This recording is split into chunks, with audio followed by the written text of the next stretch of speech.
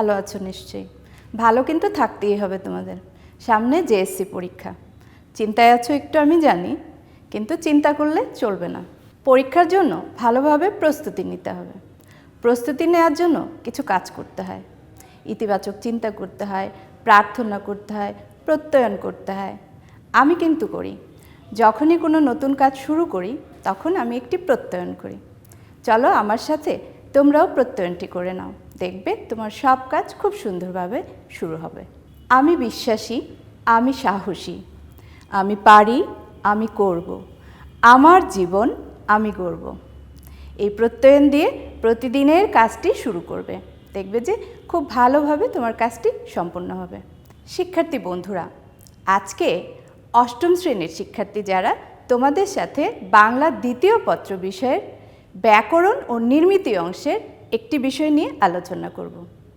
কোনটি আলোচনা করব তা আমি একটু পরে বলছি। আমি কিছু কথা বলছি, একটু শোনো তো দেখি। আমি না আজকে বাসা থেকে বের হয়ে তারপরে বাজারে গেলাম, তারপরে কত কিছু কিনে টিনে, তারপরে এখান থেকে সেখানে, সেখান থেকে ওখানে, কত জায়গায় যে গিয়ে টিয়ে তারপরে কি যে করেছে। কি অবাক হচ্ছ যে ম্যাডাম পাগল হয়ে গেল কি না? না, আমি পাগল হয়ে যাইনি। তার মানে আমার কথা কিন্তু তোমরা একেবারেই বুঝতে পারোনি, তাই না? তার মানে কি আমাকে একটু থামতে হবে, বিরতি নিতে হবে। তাহলে এই বিরতি নেওয়ার জন্য কি দরকার নিশ্চয়ই বুঝতে পেরেছো এতক্ষণে যে আমি তোমাদের সাথে আজকে কোন বিষয়টি নিয়ে আলোচনা করব। আমাদের আজকের আলোচ্য বিষয় হচ্ছে বিরাম চিহ্ন। শিক্ষার্থী বন্ধুরা, মূল পাঠে যাওয়ার আগে চলো একটু জেনে নিই যে আজকের শিখন ফল কী। এই পাঠ শেষে তোমরা কি শিখতে পারবে? এই পাঠ শেষে তোমরা যে বিষয়টি শিখতে পারবে সেটি হচ্ছে বিরাম চিহ্নের সংজ্ঞা বলতে পারবে, বিরাম চিহ্নের নাম ও আকৃতি চিহ্নিত করতে পারবে, বাক্যে কোথায় কোন বিরাম চিহ্ন বসবে তা দৃষ্টান্ত সহ উপস্থাপন করতে পারবে। তাহলে শিক্ষার্থী বন্ধুরা, চলো এবার আমরা মূল পাঠে চলে যাই। আমরা যখন কোনো বিষয়ে কথা বলি, মানে হচ্ছে মানুষ যখন কথা বলে তখন কি হয় যে সে একটানা কিন্তু কথা বলতে পারে না, তাই তাকে কি করতে হয়, মাঝে মাঝে থামতে হয়। যেমন আমি যখন কথা শুরু করেছিলাম তোমরা কিন্তু আমাকে কি ভেবেছিলে যে উন্মাদ হয়ে গিয়েছি, তাই না? থামতে হয়েছে আমাকে। তাছাড়া এই যে অন্যকে বোঝানোর জন্য যে আমি কি বলছি সেই জিনিসটি বোঝানোর জন্য কি করতে হয়, বিরতি অবশ্যই নিতে হয়। লেখার বেলায়ও অবশ্যই থামতে হয়, মানে হচ্ছে মাঝে মাঝে বিরতি দিতে হয়। আর কথা থামাতে হয় কেন? শ্বাস নেবার জন্য। মানে আমরা যদি একটানা কথা বলতে থাকি তাহলে কি হয় যে আমাদের নিঃশ্বাস অনেক সময় বন্ধ হয়ে আসে, সুতরাং শ্বাস নেবার জন্য আমাদের থামতে হয়। তাহলে শিক্ষার্থী বন্ধুরা, চলো দেখি বিরাম চিহ্ন কি। লেখা থামাতে বাক্যে ব্যবহৃত হয় নানা রকম চিহ্ন বা সংকেত।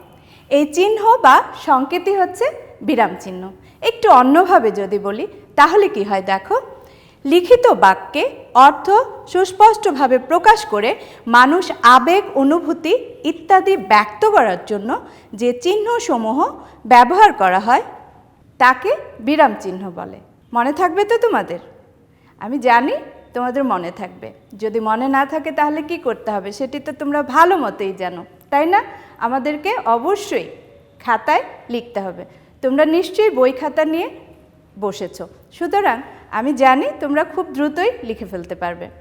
তারপরেও যদি না বুঝতে পারো তাহলে বইয়ে একবার দেখে নেবে। তাহলে চলো শিক্ষার্থী বন্ধুরা, আমরা পরের অংশে চলে যাই। বিরাম চিহ্নের আরেকটি নাম আছে, সেটি হচ্ছে জ্যোতি চিহ্ন। এই জ্যোতি চিহ্ন ছাড়াও কিন্তু আরেকটি নাম আছে, কি বলো তো? ছেদ চিহ্ন। মানে আমরা এই তিনটি শব্দের যে কোনো একটি শব্দ ব্যবহার করতে পারি, কিন্তু আমরা সাধারণত বিরাম চিহ্নই বলে থাকি। এবার তাহলে চলো আমরা একটু বিরাম চিহ্নের নাম ও তার আকৃতিগুলো দেখে নিই। খুব মনোযোগ দিয়ে দেখবে। আমি জানি তোমরা অনেকগুলো চিহ্ন খুব ভালোভাবে জানো, কিন্তু তারপরেও একটু ভালোভাবে আমরা দেখে নিই। কমা, সেমিকোলন, দাড়ি, জিজ্ঞাসা চিহ্ন, বিস্ময় চিহ্ন, কোলন। এই যে পাশে চিহ্নগুলো আছে খুব মনোযোগ দিয়ে দেখবে, কিন্তু যদি বুঝতে না পারো খাতায় লিখে নাও, একটু চর্চা করো। কারণ কোন চিহ্ন কোনটি সেটি যদি না মনে রাখো তাহলে কিন্তু বাক্যে ব্যবহার করার সময় একটু ঝামেলা হয়ে যাবে। তাহলে আমাদের খুব ভালোভাবে এটি মনে রাখতে হবে। এরপরে দেখি কি আছে, চলো। কোলন ড্যাশ, প্রথমটি হচ্ছে কোলন, তারপরেরটি হচ্ছে কোলন ড্যাশ, মনে রাখবে কিন্তু। চলো দেখি এর পরের অংশে কি আছে। এখানে দেখো ড্যাশ, ড্যাশ চিহ্নটি ভালো করে দেখো। এর পরেরটি আছে হাইফেন। হাইফেন ও ড্যাশের মধ্যে একটু পার্থক্য আছে। ড্যাশ চিহ্নটি একটু বড় আর হাইফেন চিহ্নটি একটু ছোট। এটি কিন্তু মাথায় রাখতে হবে, ভালো মতো দেখবে। যদি মনে না রাখতে পারো একটু খাতায় লিখে নাও। উদ্ধরণ চিহ্ন, বন্ধনী চিহ্ন, এই চিহ্নটি কিন্তু তোমরা সবাই জানো, এর সাথে পরিচিত, কারণ তোমাদের অঙ্কে বীজগণিত করার সময় এটি অনেক ব্যবহৃত হয়। এর পরের চিহ্নটি দেখো বিকল্প চিহ্ন। এই বিকল্প চিহ্নের সাথেও কিন্তু আমরা সবাই পরিচিত। তারপরের চিহ্ন কি, ইলেক বা লোভ চিহ্ন বা ঊর্ধ্বকমা। যখন অতিরিক্ত কিছু শব্দ থাকে তখন তুমি যখন যেটি প্রয়োজন সেটি ব্যবহার করতে পারো, কিন্তু তোমাকে এই শব্দগুলো কিন্তু মনে রাখতে হবে, কারণ বহু নির্বাচনী প্রশ্ন আসে, সেখানে তোমাকে অবশ্যই উত্তর দেওয়ার জন্য সবগুলো শব্দই জানতে হবে। তাহলে আমরা কিন্তু কি করব, যখনই আমরা এই বিষয়গুলো সম্পর্কে জানবো বা এই বিষয়গুলো পড়ব তখন খুব মনোযোগের সাথে পড়ব, কারণ এই চিহ্নগুলো কিন্তু খুব গুরুত্বপূর্ণ।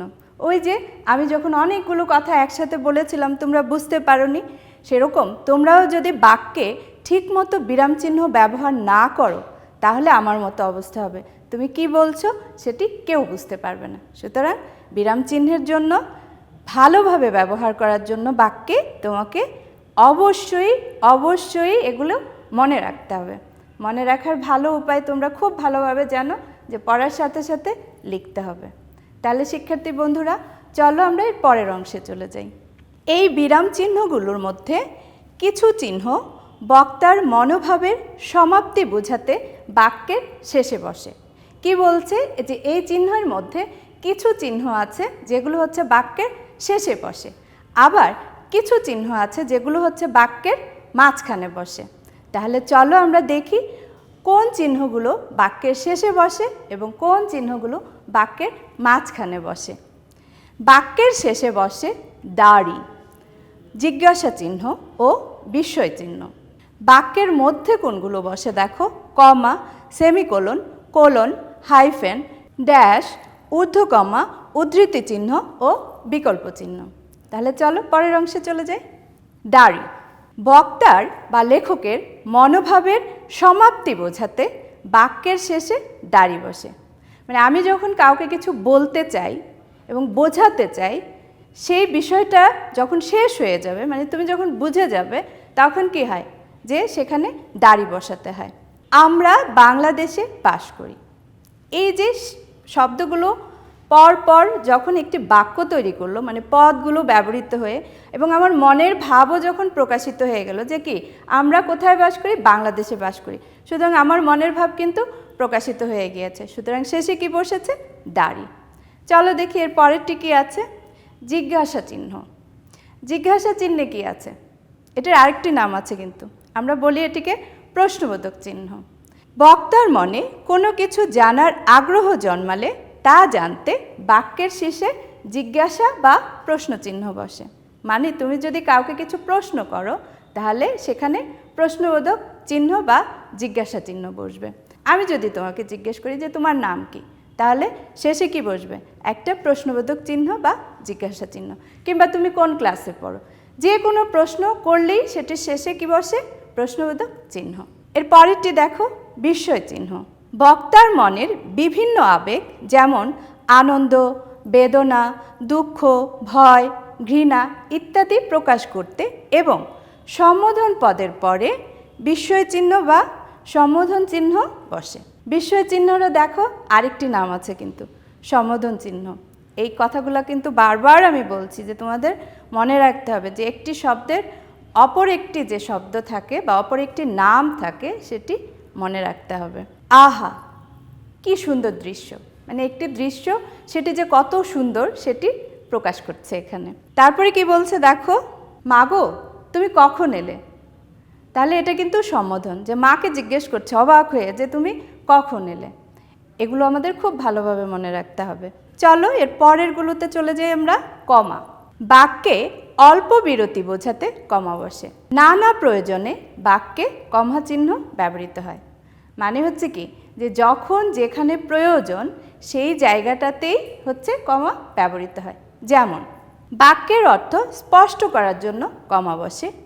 যেমন দেখো এখানে কি বলেছে, সুখ চাও, কমা সুখ পাবে পরিশ্রমে। তার মানে কি, যে তুমি যদি সুখ পেতে চাও তাহলে তোমাকে কি করতে হবে, পরিশ্রম করতে হবে। তাই এখানে এই যে অর্থটা, বাক্যের অর্থটা স্পষ্ট করে বোঝানোর জন্য কি করেছে, কমা বসিয়েছে।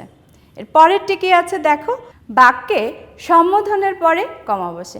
এখানে কি বলেছে দেখো, সেতু, পড়তে বসো।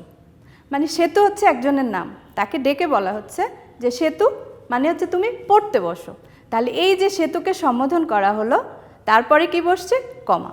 চলো তারপরে কি আছে দেখি। একই শব্দের একাধিক শব্দ পাশাপাশি ব্যবহৃত হলে কমা বসে। যেমন দেখো, বিশেষ্য, পদ্মা, মেঘনা, যমুনা বাংলাদেশের প্রধান প্রধান নদী। তারপরে দেখো বিশেষণ, সুখ, দুঃখ, আশা, নিরাশা একই মালার ফুল। এখানে এই যে বিশেষণগুলো আছে সেগুলোর প্রত্যেকটির পরে কি বসেছে, কমা বসেছে। সর্বনাম, তুমি, আমি ও রবিন বাজারে যাব। তাহলে এখানে দেখো যে সর্বনামের পরেও কিন্তু কমা বসেছে। তাহলে এই জিনিসগুলো আমাদের মনে রাখার জন্য কি করতে হবে, বারবার চর্চা করতে হবে। চলো দেখি পরের অংশে কি আছে। একই ধরনের একাধিক বাক্য বা বাক্যাংশকে আলাদা করতে কমা বসে। মানে একই ধরনের বাক্য যদি থাকে সেগুলোকে আলাদা করার জন্য কমা বসে। যেমন কি বলছে, যে মাহির ক্লাসে ঢুকলো, কমা বই রাখলো। মানে সে ক্লাসে ঢুকলো, তারপরে কি করলো, বই রাখলো। একটি অংশ বই রাখলো, আরেকটি অংশ, তারপরে কি হচ্ছে, কমা, তারপরে বেরিয়ে গেল। তাহলে তিনটি অংশ আছে, প্রথম দুটো অংশের পরে কি করেছে, কমা বসিয়েছে। এটি এখানে বলা হয়েছে যে একই ধরনের একাধিক বাক্য বা বাক্যাংশের পরে কমা বসে। সেমিকোলন, একাধিক বাক্যের মধ্যে যখন নিকট সম্পর্ক থাকে তাদের মাঝে যোগসূত্র রক্ষার জন্য সেমিকোলন ব্যবহার করা হয়। যেমন দুটি বাক্যের মধ্যে ভাব বা অর্থের সম্বন্ধ থাকলে সেমিকোলন বসে। যেমন দিনটা ভালো নয়, মাঝে মাঝে বৃষ্টি পড়ছে। কি বলেছে এখানে দেখো, দুটি বাক্যের ভাব বা অর্থের সম্বন্ধ। এখানে বলছে কি, যে মাঝে মাঝে বৃষ্টি পড়ছে, সেজন্য কি, যে দিনটি ভালো নয়। তাহলে দিনটি ভালো না থাকার কারণ হচ্ছে কি, মাঝে মাঝে বৃষ্টি পড়া। তাহলে এখানে দুটি বাক্যের যে ভাব এবং অর্থের মধ্যে কিন্তু মিল আছে। এরপরে কি আছে চলো দেখি, কোলন চিহ্নটি মনে আছে তো। বাক্যে নানা কারণে কোলন চিহ্ন ব্যবহৃত হয়। যেমন উদাহরণ বা দৃষ্টান্ত বোঝাতে। বাংলা সন্ধি দুই প্রকার, দেখো এরপরে কোলন চিহ্ন বসানো হয়েছে, স্বরসন্ধি ও ব্যঞ্জন সন্ধি। তাহলে উদাহরণ বা দৃষ্টান্ত যখন বোঝানো হয় তখন হচ্ছে কোলন চিহ্ন বসে। হাইফেন, হাইফেনকে বাংলায় সংযোগ চিহ্নও বলা হয়। দেখো এখানেও কিন্তু একটি গুরুত্বপূর্ণ প্রশ্ন আছে, যে হাইফেনকে কি বলা হয়, সংযোগ চিহ্ন। তাহলে এটি কিন্তু মনে রাখতে হবে। বিভিন্ন কারণে হাইফেনের ব্যবহার হয়। যেমন দুটো শব্দের সংযোগ বোঝাতে হাইফেন বসে। যেমন আমার মা বাবা বেড়াতে গেছেন। এখানে মা ও বাবা দুজনের মধ্যে সংযোগ বোঝাতে মাঝখানে হাইফেন ব্যবহার করা হয়েছে। শিক্ষার্থী বন্ধুরা, আমরা বিরাম চিহ্নের কিছু বিষয় নিয়ে আলোচনা করেছি। বাকি জিনিসগুলো জানতে তোমরা বিভিন্ন বাংলা দ্বিতীয় পত্রের জন্য যে ব্যাকরণ বই আছে সেগুলোর সাহায্য নিতে পারো। কিন্তু অষ্টম শ্রেণীর শিক্ষার্থী বন্ধুরা, তোমাদের জন্য এতটুকুই যথেষ্ট। তাহলে আজকে আমরা কি শিখলাম? আজকে আমরা শিখলাম বিরাম চিহ্ন কাকে বলে, বিরাম চিহ্নের নামগুলো জানলাম, তার আকৃতি সম্পর্কে জানলাম, বিরাম চিহ্ন কোথায় বসে সেগুলো সম্পর্কে বিস্তারিত ধারণা লাভ করলাম, এবং বাক্যে এখন যখন যেখানে যে বিরাম চিহ্নটি ব্যবহার করতে হবে সেটি আমরা খুব ভালোভাবে জানলাম। চর্চা করার জন্য ভালো উপায় হচ্ছে তুমি কয়েকটি বাক্য নিজে খাতায় লেখো এবং সেখানে বিরাম চিহ্নগুলো বসাও, তাহলেই দেখবে তোমার চর্চা হয়ে গেছে। একটু কয়েকটি প্রশ্ন নিয়ে আলোচনা করি। দেখি তোমরা কতটুকু পারো। নাটকের সংলাপের আগে কোন চিহ্ন বসে? কোলন চিহ্ন বসে। আমি জানি তোমাদের মনে আছে। বাক্যে সম্বোধনের পরে কি বসে? কমা বসে। এখানে দেখো একটি চিহ্ন আছে, এই চিহ্নটির নাম কি? চিহ্নটির নাম হচ্ছে, ঠিক বলেছো তোমরা, এই চিহ্নটির নাম কোলন ড্যাশ।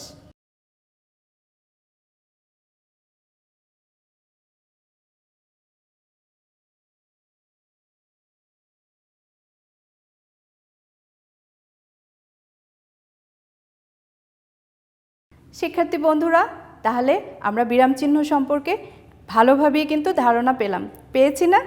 আর আমি তো বারবারই তোমাদেরকে বলি যে কোনো জিনিস মনে রাখতে হলে বারবার রিডিং পড়তে হবে এবং সেগুলো খাতায় লিখতে হবে। যত বেশি লিখবে তত বেশি মনে থাকবে। বিরাম চিহ্নের অনেক উদাহরণ আছে, সেগুলো তুমি বারবার চর্চা করবে, তাহলে তোমার অবশ্যই মনে থাকবে। তাহলে শিক্ষার্থী বন্ধুরা, চলো এবার দেখি আজকে তোমাদের জন্য কি বাড়ির কাজ দেয়া আছে। তোমাদের আজকের বাড়ির কাজ, বাক্যে কোথায় কোথায় কমা ও সেমিকোলন বসে দৃষ্টান্ত সহ উপস্থাপন করো।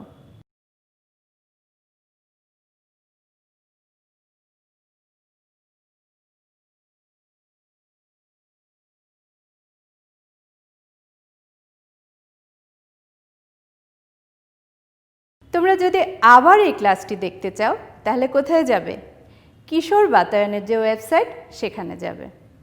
সেখানে গিয়ে তোমাদের যদি কোনো প্রশ্ন থাকে সেই প্রশ্নটি তোমরা সেখানে মন্তব্যের যে ঘর আছে সেখানে লিখবে। আমরা অবশ্যই তোমাদের সেই প্রশ্নের উত্তর দেব।